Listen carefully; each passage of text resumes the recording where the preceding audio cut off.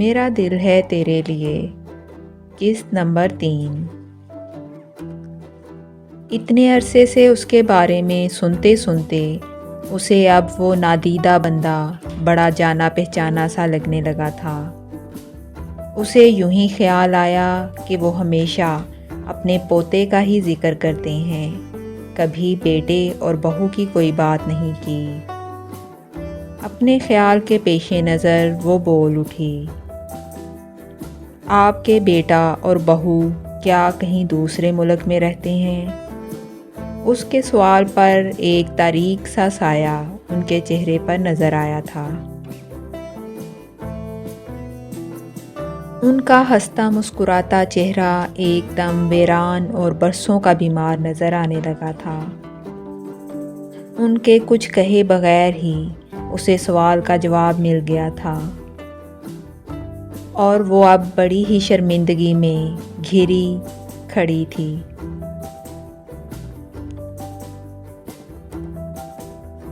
I am sorry, میں نے آپ کو دکھی کر دیا۔ اس کی بات پر وہ ایک دم چونک کر اس کی طرف متوجہ ہوئے اور بڑے دکھی انداز میں دھیرے سے بولے، یہ دکھ تو ہر لمحہ میرے ساتھ ہے، لیکن بعض اوقات ہمیں تمام دکھ اور رنج و الم اپنے سے وابستہ افراد کی وجہ سے دل کے کسی نہاں خانے میں چھپانے پڑتے ہیں، لیکن اس طرح کرنے سے بھی اس دکھ کی شدت کم تو نہیں ہو جاتی۔ آج جو میں زندہ ہوں تو صرف اویس کی وجہ سے، ورنہ برسوں پہلے جوان بیٹا اور بہو کی موت کی خبر سن کر ہی شاید میں مر گیا ہوتا۔ اس کی اتنی ہمت ہی نہیں ہو رہی تھی کہ وہ ان کی ہنستی مسکراتی زندگی سے بھرپور آنکھوں میں نمی دیکھ سکے۔ اس لیے چپ چاپ سر جھکائے ان کی بھر آئی ہوئی آواز سن رہی تھی۔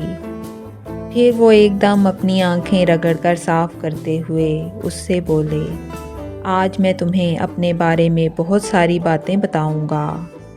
وہ ان کی طرف نظر ڈالے بغیر ان کے ساتھ چلتی بینچ پر آ کر بیٹھ گئی۔ کچھ دیر بعد اس نے سنا وہ آسمان پر نگاہیں جمائے بول رہے تھے، کبھی ہمارا ایک محبت بھرا آشیانہ ہوا کرتا تھا، جس میں میں، سبیحہ اور دانیال رہا کرتے تھے۔ سبیحہ میرے ماموں کی بیٹی تھی اور ہماری شادی بزرگوں کی مرضی سے طے پائی تھی، مگر اس میں ہم دونوں کی پسند بھی شامل تھی۔ وہ بہت اچھی تھی، بڑی ہمدرد، نیک دل اور خدمت گزار۔ ایسی بیوی قسمت والوں کو ہی ملا کرتی ہے۔ اس نے میری زندگی میں شامل ہو کر اسے ہر لحاظ سے مکمل کر دیا تھا، میرے کہے بغیر میرے دل کا حال جان لینے والی۔ وہ مجھ سے بہت محبت کرتی تھی۔ پھر ہماری زندگی میں دانیال آ گیا تو جیسے ہر طرف خوشیاں ہی خوشیاں پھیل گئیں۔ ہماری زندگی خوشیوں اور مسرتوں سے بھرپور تھی۔ وقت گزرتا گیا، دانیال بڑا ہو گیا۔ ہم دونوں میاں بیوی اپنے بیٹے کی کامیابیوں پر فخر کیا کرتے تھے۔ وہ تھا بھی بہت اچھا، بڑا فرما بردار۔ اس نے تمام زندگی کبھی مجھ سے یا اپنی ماں سے اونچی آواز میں بات نہیں کی، کبھی ہمارا کہا نہیں ٹالا۔ اس کے اخلاق اور اچھی فطرت کے اپنے پرائے سب گن گاتے تھے۔ جب وہ اپنی زندگی میں ہر لحاظ سے سیٹ ہو گیا تو ہم لوگوں نے اس کی شادی کے بارے میں سوچا۔ سبیحہ اپنے طور پر خاندان کی 2-3 لڑکیوں کو اس کے لیے پسند کرتی تھی، مگر اس نے اپنی پسند سے شادی کرنے کا فیصلہ سنایا تو مجھے تو کوئی اعتراض نہ تھا، مگر سبیحہ روایتی ماؤں کی طرح اس بات پر ناراض ہو گئی۔ زندگی میں پہلی مرتبہ میرے بیٹے نے کسی چیز کے لیے ضد کی تھی۔ میرے سمجھانے بجھانے کے باوجود صبیحہ اپنی ضد سے 1 انچ پیچھے نہ ہٹی، مگر اس موقع پر دانیال بھی حد درجے ضدی اور سرکش ثابت ہوا۔ اس نے فیصلہ سنا دیا کہ شادی کرے گا تو صبین سے، ورنہ کسی سے بھی نہیں کرے گا۔ بالآخر میرے بہت سمجھانے اور منانے پر صبیحہ اس شادی کے لیے تیار ہو گئی، لیکن دل سے دانیال سے سخت ناراض تھی۔ صبین بہو بن کر ہمارے گھر آ گئی تو پتہ چلا کہ ہمارے فرما بردار بیٹے نے کسی غلط چیز کے لیے ضد نہ کی تھی۔ وہ اتنی پیاری تھی کہ میں بتا نہیں سکتا۔ شکل و صورت میں تو لاجواب تھی ہی، اپنی عادتوں میں بھی بے مثال تھی۔ وہ یونیورسٹی میں دانیال سے 2 سال جونیئر تھی۔ اس کی سادگی اور معصومیت دیکھ کر لگتا ہی نہیں تھا کہ اس نے اتنا سارا پڑھا ہوا ہے۔ وقت گزرنے کے ساتھ صبیحہ کا غصہ بھی جاتا رہا اور وہ دونوں ساس بہو کی بجائے ماں اور بیٹی نظر آنے لگیں۔ پھر ہمارے گھر کی رونقوں کو دوبالا کرنے کے لیے اویس آ گیا۔ وہ ننھا فرشتہ اپنے ماں باپ اور دادی کی آنکھوں کا تارا تھا، اور میری تو بات ہی کیا تھی، مجھے تو اس سے ایک عجیب سا عشق ہو گیا تھا۔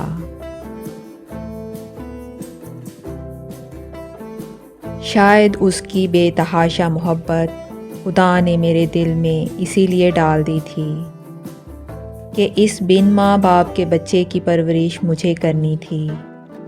دانیال اور صبین کے ہوتے ہوئے بھی وہ ہر وقت میرے ساتھ رہا کرتا تھا، یہاں تک کہ رات کو سوتا بھی میرے پاس تھا۔ پھر جب 2 سال کا ہوا تو ایک روز اچانک صبیحہ مجھے چھوڑ گئی۔ اس وقت تو اس کے چلے جانے پر میں بہت اپسیٹ ہوا تھا، مگر خدا کے ہر کام میں کوئی نہ کوئی مصلحت ہوتی ہے۔ اچھا ہوا جو وہ بیٹے اور بہو کا غم دیکھنے سے پہلے اس دنیا سے چلی گئی۔ اس کے جنازے کو اس کے جوان بیٹے نے کندھا دیا تھا۔ خوش قسمت تھی اور میں بڑا ہی بد نصیب جس نے اپنے جوان بیٹے کے لاشے کو اپنے کندھے پر اٹھایا تھا، اور ستم یہ کہ مجھے پھر بھی جینا تھا۔ اپنے اویس کی خاطر دانیال کے دوست کی شادی تھی، جس میں شرکت کے لیے وہ اور صبین حیدرآباد گئے تھے۔ اویس مجھ سے مانوس ہونے کے سبب میرے پاس ٹھہر گیا تھا۔ شادی میں شرکت کر کے واپس آتے ہوئے ان کی گاڑی کا ایکسیڈنٹ ہو گیا تھا۔ ایکسیڈنٹ اتنا شدید تھا کہ دونوں موقع پر ہی دم توڑ گئے تھے۔ یہ اطلاع پا کر میرا جو حال ہوا وہ بیان نہیں کر سکتا۔ بس یہ ہوا کہ اس دنیا میں میں اکیلا ہو گیا تھا۔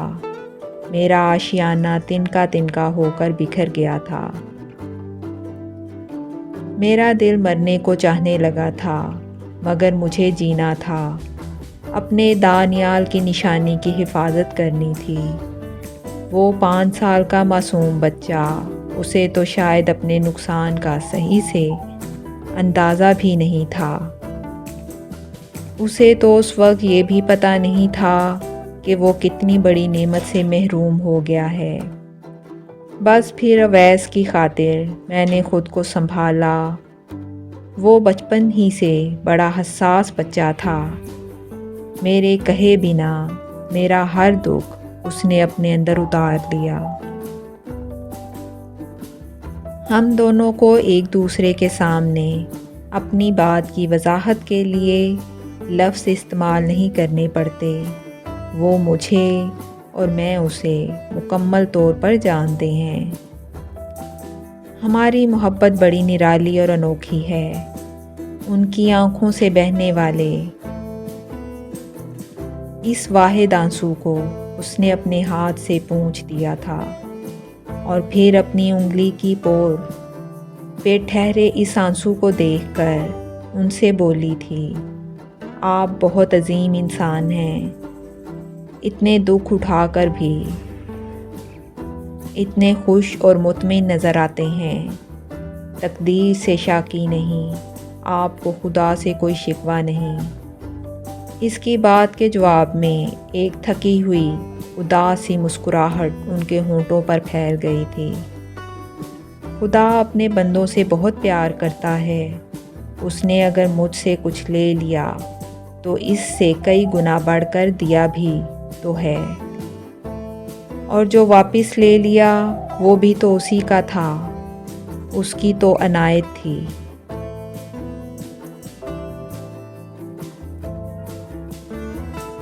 कि उसने एक अच्छी बीवी और फर्माबरदार बेटा मुझे दिया था, और अब भी इसका रहम व करम मुझे अपने घेरे में लिए हुए है। मेरा वैस मेरे पास है और मैं अपने रब का शुक्रगुजार हूँ। कुछ देर बाद जब वो अपने घर जाने वाले रास्ते की तरफ बढ़ रही थी तो उसने महसूस किया कि वो जो हर दम खुदा से अपनी किस्मत से नाराज़ रहा करती थी, अचानक बदल गई है। उसे महसूस हुआ कि दुनिया में सिर्फ वही दुखी और तन्हा नहीं, इससे भी बढ़कर गमज़दा और तन्हा लोग मौजूद हैं, लेकिन वो अपने दुखों से समझौता कर लेते हैं और खुदा की रज़ा में राज़ी हो जाते हैं।